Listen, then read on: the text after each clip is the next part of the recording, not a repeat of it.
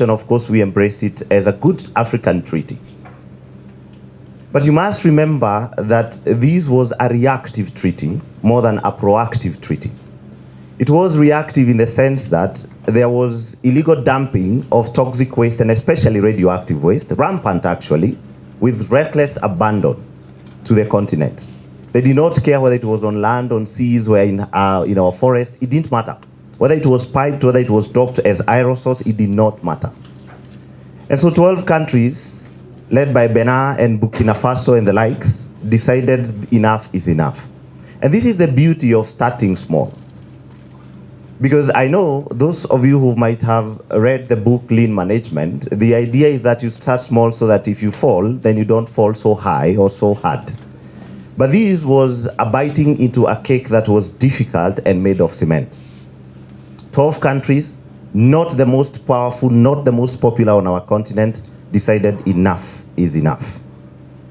And after some time, and you can see the struggle, because if you look at the timelines, you will see that in 1991, they sit down and decide to say no.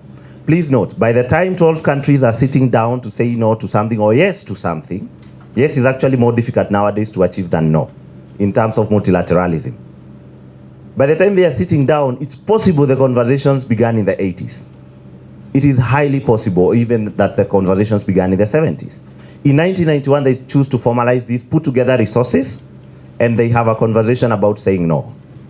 And the power of saying no has took another 7 years before we could now have the treaty itself in force, what we call the enforcement of the treaty.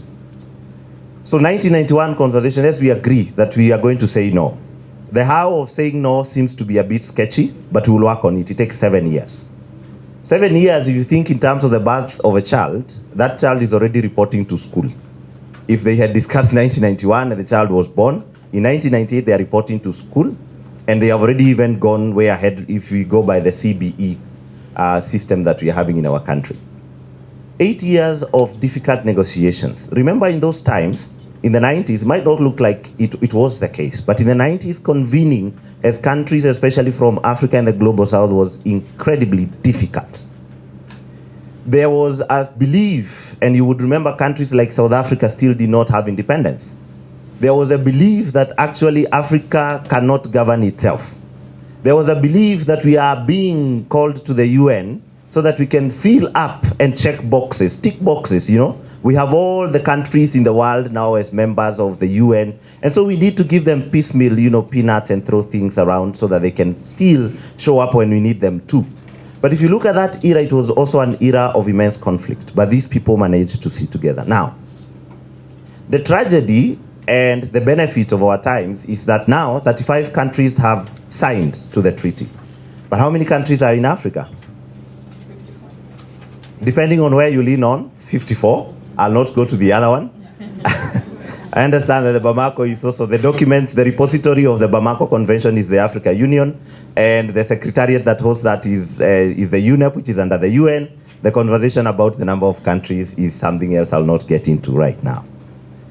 But we still have about 19 countries thereabout that have yet to sign this very important treaty. And that is one of the setbacks of the implementation of this treaty.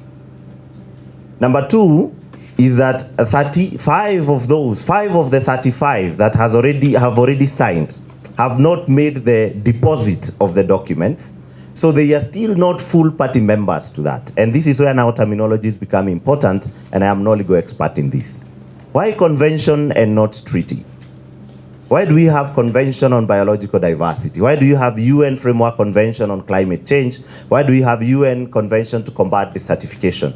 Why do you have Convention on Migratory Species, and yet we have the UN Environment Assembly? Or the African Ministerial Conference on the Environment, which is very important, especially when it comes to the implementation of the Bamako Convention. The rationale is simple. A treaty, in terms of scope, can be small. It can be just between two countries. It can just be between two countries. But a convention is also a type of a treaty. Please understand that. That a convention is also a type of treaty, but usually it takes a larger scale in terms of geography and scope. Scope in the sense that it tends to touch on issues sovereign to a country. One of the things that the UN and other mechanisms do not interfere with, and our brothers and sisters from Somalia know this, and because they raise that card every other time, and importantly so, I have to acknowledge, is that the sovereignty of the country cannot be slaughtered at the table of multilateralism. That yes, we can agree to host a conversation like this at USIU, but if USIU is a state, then we cannot infringe on their visa rules, for example. We cannot give them conditions on how they will issue visas, and so on and so forth. Those are examples of sovereignty. But let's now talk about the regional clearing housing mechanism. I think this has been said quite a number of times. This point has been battered to death, resurrected, and battered to death again. That Africa has a challenge with data. Not just data collection, but reporting. However, I say that we have been accustomed to a culture and a tradition, and I'm selfishly Pan-African when I say this, so this is very subjective, that our way of capturing data is that traditionally, if you look at African states, is that we inscribe what we believe in and what we uphold as important to us in the journals of our hearts and our minds. That is why your culture has been passed on to you through song, dance, and stories. It has not been passed to you through written text. So this has also transcended kind of as a challenge for us to move from what we are accustomed to accepting the way of the global village, to be able to put everything down on paper. Now the Bamako Convention, this clearinghouse mechanism, is not a new terminology. In fact, it dates back to around 1636, when a gentleman by the name of Philip thought that it is important for people to be meeting and exchanging notes. That simple. But then it gained some kind of momentum with the London Clearing House. So previously, the bank clerks would be sent to go visit each bank so that your check could get cleared in London. That if you're, for example, let's say with Barclays Bank, which is now ABSA, then you would need to send your clerk to go to another bank to go and clear with them a check by the name David N. Munene, paid by Tom Ogola. And that took forever, as you can imagine. Those of you who are as old as I am, or older than I am, might have already found a time when we used to only get checks cleared in 4 working days. And working days meant before noon. So if you deposit your check on Friday at 12, we will only look at that check on Monday before 12. Now you can imagine now a clerk hopping from one bank to the other and trying to settle bills. And the London Clearing House thought, let's exchange data, let's exchange information, let's talk about how we can simplify the process. And that went quiet in the banking industry. After some time, 1992, during the ratification and promulgation of the Convention on Biological Diversity, which you know as CBD, they decided let's have a clearinghouse mechanism under Article 18.3 of the Convention. Now that article now said, let us exchange information, let's have repositories where we share knowledge, and that is where the term clearinghouse mechanism within the UN system now became a thing. Now the Bamako Convention 1991, we don't have a clearinghouse mechanism. 1992 CBD comes up with a clearinghousing mechanism. 1998, we sort of ratify and have the enforcement of the Bamako Convention. Thereafter, they meet and say, let's have now a clearinghouse mechanism much, much later, more than 30 years later. Let's have a conversation about a clearinghouse mechanism. Why? Because Kenya is very careful not to continue the radioactive waste dumping in northern Kenya, which we are all alive to. But then the neighbors, Somalia, are not really alive to the effects of that dumping in northeastern Kenya that will spill over to them, whether it is through floods or through seepage of water underground or through wind blowing, which we cannot stop. It doesn't acknowledge boundaries and so on. Or even through movement of people. Because when you step on radioactive waste with your shoes, it is going to last there until you get maybe to about 180 hours just walking with a shoe. And that's why people who live around radioactive areas, like where we have the seepage of nuclear radioactive waste from nuclear reactors, and why Africa must continue to be very careful about embracing nuclear technology for energy, is because of radioactive waste. Because that's another avenue for importation of the same waste that we are talking about and saying no within the Bamako Convention. Now, as confusing as this might sound, this is where our role now comes in. Civil society, academia, media, journalists especially, and scientists as well, diplomats, for three purposes. One, there is need for information sharing. It is not enough for us to know that Bamako is the capital of Mali. It's more important for us to know that Bamako is where we began to say no to radioactive waste. But saying no to radioactive waste is not just admitting a dialogue like this and pushing that to the political goodwill of our diplomats and our states. Saying no particularly means that you yourself are taking conscious decisions. And I'm going to touch a nerve here. I seek your indulgence here. The ladies, when we are consuming those beautiful cosmetic products, we must look at the source of that particular product from the origin of the sourcing of the raw materials.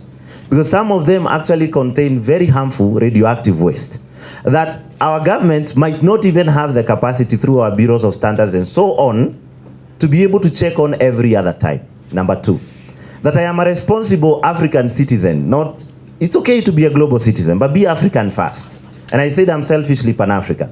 Selfishly Pan-African means that I will put my placard up and say no, that we agree to work with you in civil society, but because you are standing for this radioactive mechanism or process of production or manufacturing or distribution, then I am going to say no to your grant, and it's okay for me to close office and operate from a garage. The other thing is that we are here because we need to share information objectively. I'd like to pay homage to the journalists that are here. I had 2 award-winning journalists. I'll be curious to know about the awards later. But also to know that the intersection here is that we are required to share information as Africans from an African perspective for the purposes of Africa. That does not mean loss of objectivity. It means heightened objectivity for Africa.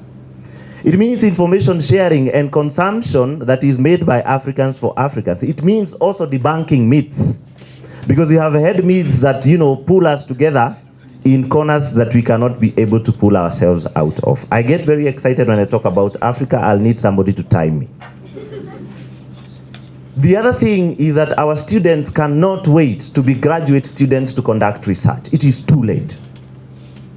We cannot wait for them to be graduate students for them to conduct research. Let them conduct basic questionnaire research. Let them just do quantitative alone, and let them not even do it at inferential level. Let them do it at descriptive level alone.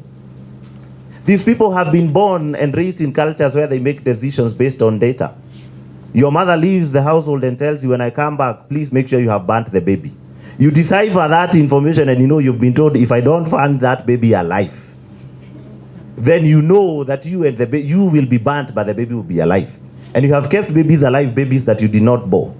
So let us not limit the capacity of our people based on paper.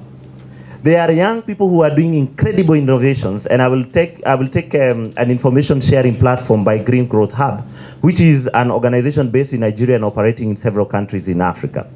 Check out Green Growth DigiHub and see what young people have decided to do by mixing media and collection of data. That you can be able now to log in what you're doing, and then it will be seen by partners, it will be seen by several civil society actors, and it will also be seen by representations of the UNEP and so on. Lastly, it is beautiful for us to be able to establish, new platforms that will address this and that. But I think incredibly, in my short life and short experience in multilateralism, what I have found working best for Africa is not the establishment of new platforms. It is the strengthening of existing ones. Because when we establish new ones that have got redundancy and repetition of exactly what is happening in another, we are competing for resources, we are competing for attention, we are competing for staffing, knowledge, and repository sharing as well. Because at one point you'll get to say that I have done so much in this, I think I should own this information. Lastly, let's talk about information sharing. If information sharing is going to happen, there has got to be that given consent of liberalization of information sharing in Africa. That it's okay for us to get to a point where we can say that the domains within Africa, and not the .coms and not the .net and not the .orgs, that Africa can have its own domain, .af or whatever we would like to call it, where we say that when you share information on this repository, anybody on that domain has free access to that information. I understand that at times we need to have reports, for example, that are made for sale and commercial purposes. But the most important thing is that we must not forget that a report that is very well done that has not been consumed is as good as not done. It's good to document, it's good to report, it's good to share. Now, in this very room, we have no less than 40 people sitting. If by the end of this conversation, then we have agreed that there is a politician here with good political will, I heard of our future representative to the UN. By the time that future is coming, you have already taken it up now. I heard of award-winning journalists. I heard of representation from UNEP. I heard of Dr. Quinn, who can shape our language in the way that it's supposed to be communicated. I heard of Professor Serede, who can help us to be able to put that in media context in anime, as he says, and Goku and Haryaku can also become something else. I'm a father of teenagers, so I know these things. That we can get we can get Tim to help us capture very good moments in our conversations, but also to share those stories out there. It is not always our prerogative to be able to stand on the sidelines and point fingers. That era has passed. It is good for us to organize marches and campaigns, but what I have seen working is to get into the system and change it from the inside. If you want to eat up David proper, and please don't do it, you have to be swallowed by David. Then you can eat him from the intestines out. But if you keep on shouting at me, it is very easy for 1,000 people to be shouting out there against what we are doing here, and we can choose to ignore them. Is it not so? And that is what now exactly is happening if we continue pointing fingers. The importance of us engaging with one very important conference, the only conference in the world of that kind, the African Ministerial Conference on the Environment. How many of us in this room have heard of the AMSEN before? Heard of it? AMSEN. How many of us have participated in at least one session of the AMSEN? Our international relations students, I invite you now, that the UNEP is about 30 shillings here, or 200 shillings by Uber, 220, and you have an avenue where you can access and come replace some of us. I have been eager to be replaced in the position that I am holding for the last about 6 years. Tess is my witness. And this can only be done if there is a Nathan who comes in, if there is a Yusuf that comes in, if there is a Fatma that comes in, and we help the roads that we have been able to pave. We show them that this is the road that you can take. And imagine what you have been able to do without mentorship. What could you do with mentorship? What could you do? What could you achieve? We have had recently the UN Environment Assembly, the 7th session, happening in Nairobi. It is possible that our international relations students might not have participated. It's not their fault. They do not know about the UNEA. But now, log in right now to UNEP and search to Google and search for UNEP CYMG, Children and Youth Major Group. Or talk to Tess about the Women Major Group. Or talk to me about the UNEP Major Groups and Stakeholders Africa. And we'll find an avenue to locate you and push you to the platforms of the African Ministerial Conference on the Environment, where we uphold these decisions. God bless us all. Thank you very much.